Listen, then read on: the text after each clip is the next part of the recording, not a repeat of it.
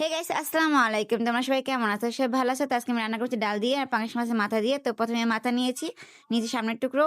তো ২ টুকরো মাথা নিয়েছি আমি এখানে। তো তারপর নিয়েছি মুগ ডাল ১/২ কাপের মতো। আমি এটাকে সুন্দর করে ধুয়ে এখন ভিজিয়ে রাখবো। তারপরে সুন্দর করে মসলাটা কষাবো ভালো করে। তারপর দিয়ে দেবো হচ্ছে গরম মসলার গুঁড়ো, দিয়ে দেবো হচ্ছে ১ চা চামচ পেঁয়াজ বাটা, দিয়ে দেবো আদা রসুন বাটা, দিয়ে দেবো জিরা আর ফাঁকি। তারপর আমরা এখন সুন্দর করে কষাবো এটাকে। তো কষানোর পরে দিয়ে দেবো তেজপাতা। তারপরে সুন্দর করে কষানো হয়ে গেলে দিয়ে দেবো মাছের মাথা। তো আমার কষানো হয়ে গেছে। আমি এখন সুন্দর করে এগুলোকে নাড়াচাড়া দিয়ে মাছের মাথাগুলো দিয়ে দিব। যে মাছের মাথাগুলো আমি সুন্দর করে ধুয়ে রেখেছিলাম, তো মাছের মাথাগুলো এখন সুন্দর করে দিয়ে দিব। তো মাছের মাথাগুলো দেওয়ার পরে আমি এগুলো সুন্দর করে কষাবো। তারপরে যে আমি ডাল ভিজিয়ে রেখেছিলাম, ওই ডালগুলো সুন্দর করে এখন মাছের মাথা কষানো হয়ে গেলে আমি দিয়ে দিব। তো দেখো আমার মাছের মাথাটা কত সুন্দর করে কষানো হয়ে গেছে। তো আমি এখন ডালগুলো ঢেলে দিব।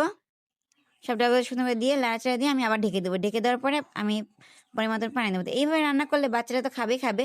সাথে যারা পাঙ্গাস মাছ খায় না তারা একদম চেটেপুটে খাবে। এভাবে একদম রান্না করে দেখো জান পাখিরা তোমাদের অবশ্যই খাবে। তো একটা লাইক, একটা কমেন্টে শেয়ার করে দেবো। অবশ্যই সাবস্ক্রাইব করবা। আর লাইক তো অবশ্যই দেবা। তো দেখো আমাদের কত সুন্দর পাঙ্গাস মাছ কষানো হয়ে গেছে। তো আমি এখানে পানি দিয়ে দেবো পরিমাণ মতন। যেহেতু আমি বেশি ঝোল রাখবো না, তাই পানি অল্প দিয়েছি। তোমরা চাইলে আরও দিতে পারো।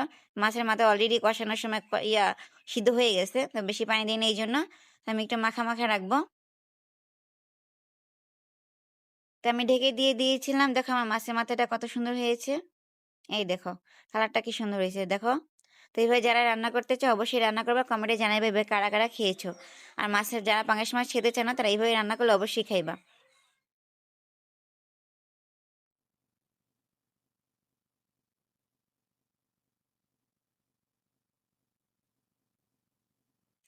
তো দেখো জান পাখিরা আমার মাছের মাথা রান্না করা শেষ, অলরেডি হয়ে গেছে। তো আমি ২টা লেবু পাতা দিয়ে দেবো যাতে একটু ঘ্রাণটা একটু ভালো আসে, সেই জন্য। আর লেবু পাতা দিলে তার বেশি ঘ্রাণ হয়। তো এই জন্য আমি নিয়ে আসছি লেবু পাতা, সুন্দর করে ধুয়ে দিয়ে দিয়েছি। তো এখন আমি সুন্দর করে নাড়াচাড়া দিয়ে নামিয়ে ফেলবো আজকে আমার মাছের মাথার ডাল।